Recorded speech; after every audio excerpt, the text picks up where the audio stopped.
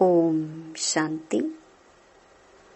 20 जनवरी 2025 बाबा के महावाक्य। मीठे बच्चे, ज्ञान की धारणा के साथ साथ सतयुगी राजाई के लिए याद और पवित्रता का बल भी जमा करो। प्रश्न: अभी तुम बच्चों के पुरुषार्थ का क्या लक्ष्य होना चाहिए? उत्तर: सदा खुशी में रहना, बहुत बहुत मीठा बनना, सबको प्रेम से चलाना, यही तुम्हारे पुरुषार्थ का लक्ष्य हो। इसी से तुम सर्वगुण संपन्न 16 कला संपूर्ण बनेंगे। दूसरा प्रश्न: जिनके कर्म श्रेष्ठ हैं उनकी निशानी क्या होगी? उत्तर: उनके द्वारा किसी को भी दुख नहीं पहुंचेगा।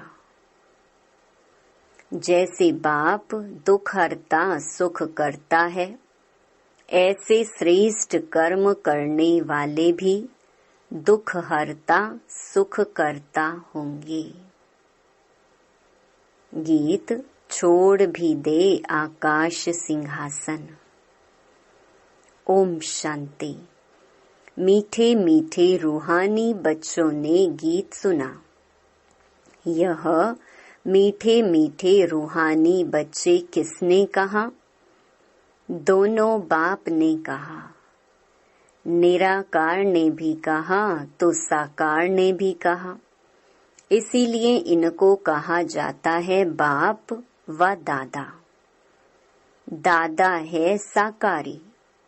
अभी यह गीत तो भक्ति मार्ग के हैं। बच्चे जानते हैं बाप आया हुआ है और बाप ने सारे सृष्टि चक्र का ज्ञान बुद्धि में बिठाया। तुम बच्चों की भी बुद्धि में है कि हमने 84 जन्म पूरे किए। अब नाटक पूरा होता है। अब हमको पावन बनना है योग व याद से। याद और नॉलेज यह तो हर बात में चलता है।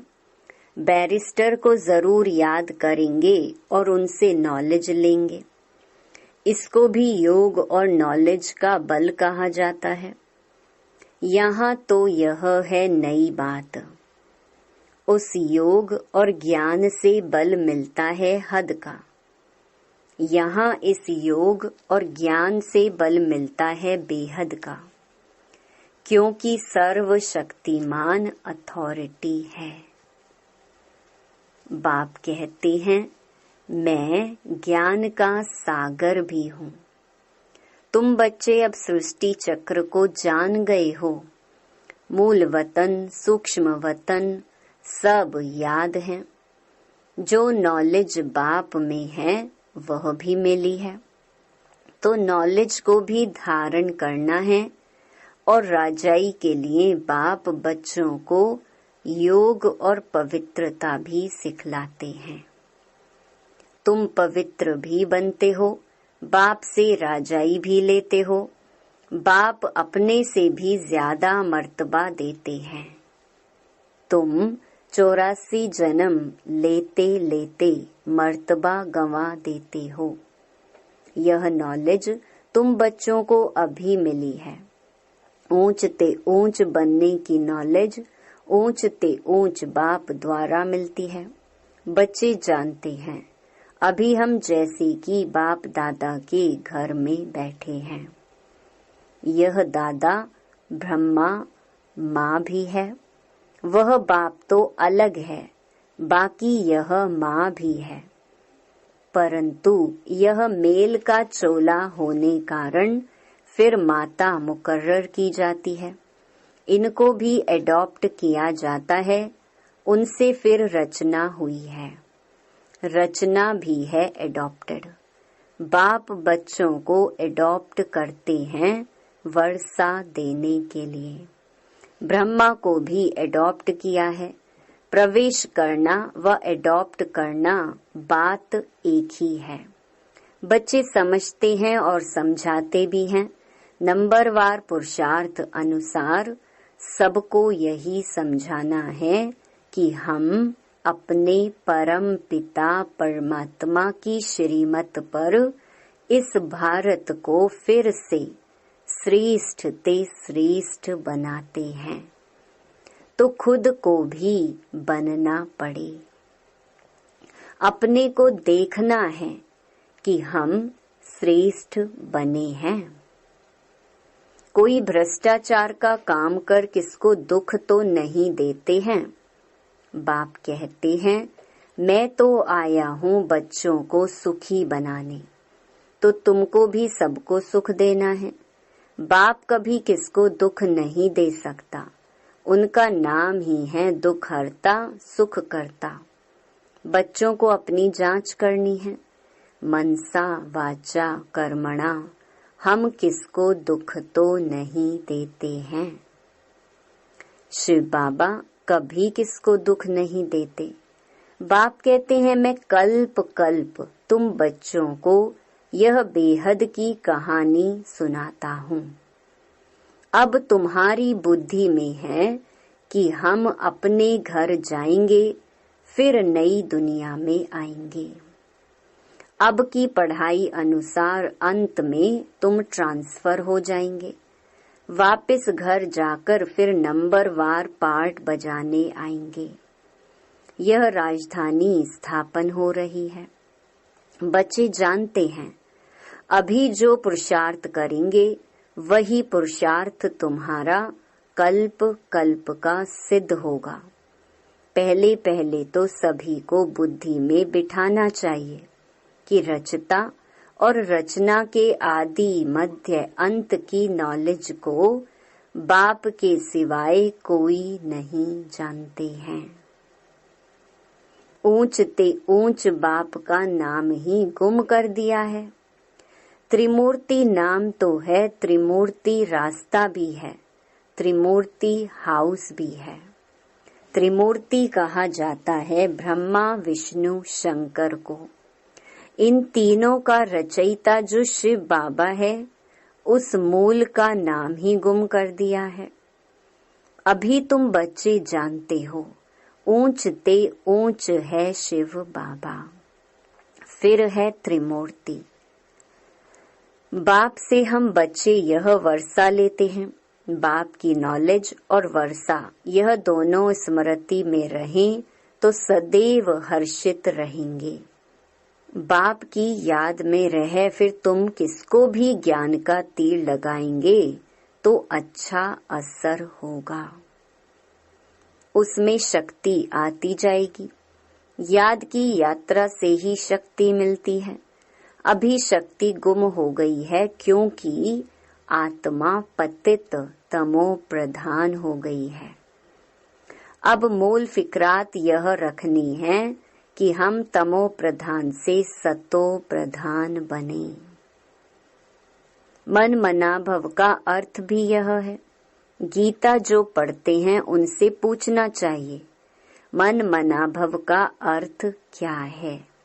यह किसने कहा, मुझे याद करो तो वर्षा मिलेगा। नई दुनिया स्थापन करने वाला कोई श्री कृष्ण तो नहीं है, वह प्रिंस है। यह तो गाया हुआ है ब्रह्मा द्वारा स्थापना। अब करण करावन हार कौन भूल गए हैं। उनके लिए सर्वव्यापी कह देते हैं। कहते हैं ब्रह्मा विष्णु शंकर आदि सब में वही है। अब इसको कहा जाता है अज्ञान। बाप कहते हैं, तुमको 5 विकारों रूपी रावण ने कितना बेसमझ बनाया है। तुम जानते हो, बरोबर हम भी पहले ऐसे थे। हाँ, पहले उत्तम से उत्तम भी हम ही थे, फिर नीचे गिरते महान पतित बने। शास्त्रों में दिखाया है, राम भगवान ने बंदर सेना ली। यह भी ठीक है, तुम जानते हो हम बरोबर बंदर मिसल थे। अभी महसूसता आती है, यह है ही भ्रष्टाचारी दुनिया। एक दो को गाली देते कांटा लगाते रहते हैं। यह है कांटों का जंगल। वह है फूलों का बगीचा। जंगल बहुत बड़ा होता है, गार्डन बहुत छोटा होता है। गार्डन बड़ा नहीं होता है। बच्चे समझते हैं बरोबर इस समय यह बड़ा भारी कांटों का जंगल है। सतयुग में फूलों का बगीचा कितना छोटा होगा। ये बातें तुम बच्चों में भी नंबरवार पुरुषार्थ अनुसार समझते हैं। जिनमें ज्ञान और योग नहीं है, सर्विस में तत्पर नहीं है, तो फिर अंदर में इतनी खुशी भी नहीं रहती। दान करने से मनुष्य को खुशी होती है। समझते हैं इसने आगे जन्म में दान पुण्य किया है, तब अच्छा जन्म मिला है। कोई भक्त होते हैं समझेंगे हम भक्त अच्छे भक्त के घर में जाकर जन्म लेंगे, अच्छे कर्मों का फल भी अच्छा मिलता है। बाप बैठ कर्म अकर्म विकर्म की गति बच्चों को समझाते हैं। दुनिया इन बातों को नहीं जानती। तुम जानते हो अभी रावण राज्य होने कारण मनुष्यों के कर्म सब विकर्म बन जाते हैं। पतित तो बनना ही है। 5 विकारों की सब में प्रविष्टता है।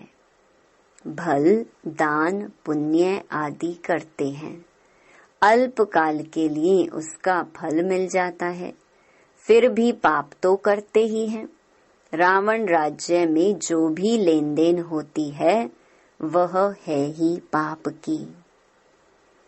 देवताओं के आगे कितना स्वच्छता से भोग लगाते हैं, स्वच्छ बनकर आते हैं, परंतु जानते कुछ भी नहीं। बेहद के बाप की भी कितनी ग्लानि कर दी है। वह समझते हैं कि यह हम महिमा करते हैं कि ईश्वर सर्वव्यापी है, सर्वशक्तिमान है, परंतु बाप कहते हैं यह उन्हों की उल्टी मत है।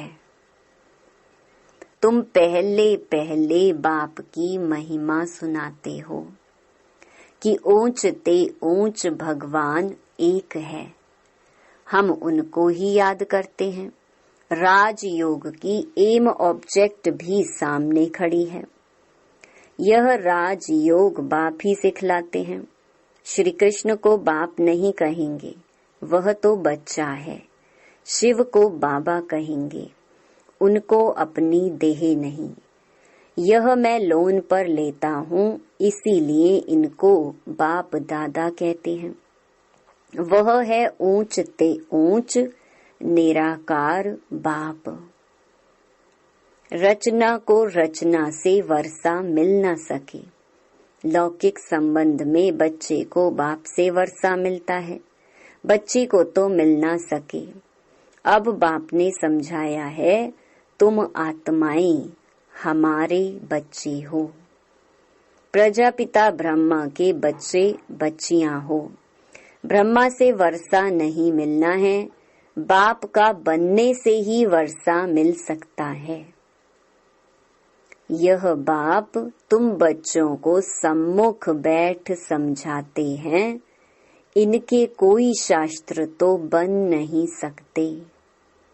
भल तुम लिखते हो, लिटरेचर छपाते हो, फिर भी टीचर के सिवाय तो कोई समझा न सके। बिना टीचर किताब से कोई समझ न सके। अब तुम हो रूहानी टीचर्स। बाप है बीज रूप, उनके पास सारे झाड़ के आदि मध्य अंत की नॉलेज है। टीचर के रूप में बैठ तुमको समझाते हैं। तुम बच्चों को तो सदैव खुशी रहनी चाहिए कि हमको सुप्रीम बाप ने अपना बच्चा बनाया है। वही हमको टीचर बनकर पढ़ाते हैं। सच्चा सतगुरु भी है, साथ में ले जाते हैं। सर्व का सदगति दाता एक है। ऊंच ते ऊंच बाप ही है जो भारत को फिर 5000 वर्ष बाद वर्षा देते हैं। उनकी शिव जयंती मनाते हैं। वास्तव में शिव के साथ त्रिमूर्ति भी होना चाहिए। तुम त्रिमूर्ति शिव जयंती मनाते हो। सिर्फ शिव जयंती मनाने से कोई बात सिद्ध नहीं होगी। बाप आते हैं और ब्रह्मा का जन्म होता है। बच्चे बने, ब्राह्मण बने और एम ऑब्जेक्ट सामने खड़ी है। बाप खुद आकर स्थापना करते हैं। एम ऑब्जेक्ट भी बिल्कुल क्लियर है। सिर्फ श्री कृष्ण का नाम डालने से सारी गीता का महत्व चला गया है। यह भी ड्रामा में नूंद है। यह भूल फिर भी होने वाली ही है। खेल ही सारा ज्ञान और भक्ति का है। बाप कहते हैं, लाडले बच्चे सुख धाम शांति धाम को याद करो। अलफ और बे कितना सहज है। तुम किसी से भी पूछो मन मना भव का अर्थ क्या है। देखो क्या कहते हैं, बोलो भगवान किसको कहा जाए। ऊंच ते ऊंच भगवान है ना। उनको सर्वव्यापी थोड़े ही कहेंगे, वह तो सबका बाप है। अभी त्रिमूर्ति शिव जयंती आई है, तुमको त्रिमूर्ति शिव का चित्र निकालना चाहिए। ऊंच ते ऊंच है शिव, फिर सूक्ष्म वतनवासी ब्रह्मा विष्णु शंकर। ऊंच ते ऊंच है शिव बाबा, वह भारत को स्वर्ग बनाते हैं। उनकी जयंती तुम क्यों नहीं मनाते हो। जरूर भारत को वर्षा दिया था, उनका राज्य था। इसमें तो तुमको आर्य समाजी भी मदद देंगे, क्योंकि वह भी शिव को मानते हैं। तुम अपना झंडा चढ़ाओ। एक तरफ त्रिमूर्ति गोला, दूसरे तरफ झाड़। तुम्हारा झाड़ वास्तव में यह होना चाहिए। बन तो सकता है ना। झंडा चढ़ा दो जो सब देखें। सारी समझानी इसमें है। कल्प वृक्ष और ड्रामा इनमें तो बिल्कुल क्लियर है। सबको मालूम पड़ जाएगा कि हमारा धर्म फिर कब होगा। आपे ही अपना अपना हिसाब निकालेंगे। सबको इस चक्कर और झाड़ पर समझाना है। क्राइस्ट कब आया, इतना समय वह आत्माएं कहाँ रहती हैं। जरूर कहेंगे निराकारी दुनिया में हैं। हम आत्माएं रूप बदलकर यहाँ आकर साकार बनते हैं। बाप को भी कहते हैं ना, आप भी रूप बदल साकार में आओ। आएंगे तो यहाँ ना, सूक्ष्म वतन में तो नहीं आएंगे। जैसे हम रूप बदलकर पाठ बजाते हैं, आप भी आओ, फिर से आकर राजयोग सिखलाओ। राजयोग है ही भारत को स्वर्ग बनाने का। यह तो बड़ी सहज बातें हैं। बच्चों को शौक चाहिए, धारणा कर औरों को करानी चाहिए। उसके लिए लिखा पढ़ी करनी चाहिए। बाप भारत को आकर हेवन बनाते हैं। कहते भी हैं, बरोबर क्राइस्ट से 3000 वर्ष पहले भारत पैराडाइज था। इसीलिए त्रिमूर्ति शिव का चित्र सबको भेज देना चाहिए। त्रिमूर्ति शिव की स्टैंप बनानी चाहिए। इन स्टैंप बनाने वालों की भी डिपार्टमेंट होगी। दिल्ली में तो बहुत पढ़े लिखे हैं, यह काम कर सकते हैं। तुम्हारी कैपिटल भी दिल्ली होनी है। पहले दिल्ली को परिस्तान कहते थे, अब तो कब्रिस्तान है। तो यह सब बातें बच्चों की बुद्धि में आनी चाहिए। अभी तुम्हें सदा खुशी में रहना है, बहुत बहुत मीठा बनना है, सबको प्रेम से चलाना है, सर्वगुण संपन्न 16 कला संपूर्ण बनने का पुरुषार्थ करना है। तुम्हारे पुरुषार्थ का यही लक्ष्य है, परंतु अभी तक कोई बना नहीं है। अभी तुम्हारी चढ़ती कला होती जाती है, धीरे धीरे चढ़ते हो ना। तो बाबा हर प्रकार से शिव जयंती पर सेवा करने का इशारा देते रहते हैं, जिससे मनुष्य समझेंगे कि बरोबर इन्हों की नॉलेज तो बड़ी है। मनुष्यों को समझाने में कितनी मेहनत लगती है। मेहनत बिगर राजधानी थोड़े ही स्थापन होगी। चढ़ते हैं, गिरते हैं, फिर चढ़ते हैं। बच्चों को भी कोई ना कोई तूफान आता है। मूल बात है ही याद की। याद से ही सतो प्रधान बनना है। नॉलेज तो सहज है। बच्चों को बहुत मीठे ते मीठा बनना है। एम ऑब्जेक्ट तो सामने खड़ी है। यह लक्ष्मी नारायण कितने मीठे हैं। इन्हों को देख कितनी खुशी होती है। हम स्टूडेंट की यह एम ऑब्जेक्ट है। पढ़ाने वाला है भगवान। अच्छा, मीठे मीठे सिकी लधे रूहानी बच्चों प्रति माता पिता बाप दादा का याद प्यार और गुड मॉर्निंग। रूहानी बाप की रूहानी बच्चों को नमस्ते। धारणा के लिए मुख्य सार। पहला, बाप द्वारा मिली हुई नॉलेज और वर्षे को स्मृति में रख सदैव हर्षित रहना है। ज्ञान और योग है तो सर्विस में तत्पर रहना है। दूसरा, सुख धाम और शांति धाम को याद करना है। इन देवताओं जैसा मीठा बनना है। अपार खुशी में रहना है। रूहानी टीचर बन ज्ञान का दान करना है। वरदान, देह संबंध और वैभवों के बंधन से स्वतंत्र, बाप समान कर्मातीत भव। जो निमित्त मात्र डायरेक्शन प्रमाण प्रवृत्ति को संभालते हुए आत्मिक स्वरूप में रहते हैं, मोह के कारण नहीं। उन्हें यदि अभी अभी ऑर्डर हो कि चले आओ तो चले आएंगे।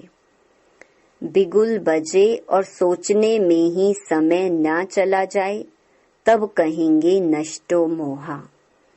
इसीलिए सदैव अपने को चेक करना है कि देह का, संबंध का, वैभवों का बंधन अपनी ओर खींचता तो नहीं है। जहाँ बंधन होगा वहाँ आकर्षण होगी, लेकिन जो स्वतंत्र हैं वे बाप समान कर्मातीत स्थिति के समीप हैं। स्लोगन, स्नेह और सहयोग के साथ शक्ति रूप बनो तो राजधानी में नंबर आगे मिल जाएगा। अपनी शक्तिशाली मनसा द्वारा सकाश देने की सेवा करो। जितना अभी तन मन धन और समय लगाते हो, उससे मनसा शक्तियों द्वारा सेवा करने से बहुत थोड़े समय में सफलता ज्यादा मिलेगी। अभी जो अपने प्रति कभी कभी मेहनत करनी पड़ती है, अपनी नेचर को परिवर्तन करने की, व संगठन में चलने की, व सेवा में सफलता कभी कम देख दिल शिकस्त होने की, ये सब समाप्त हो जाएगी। ओम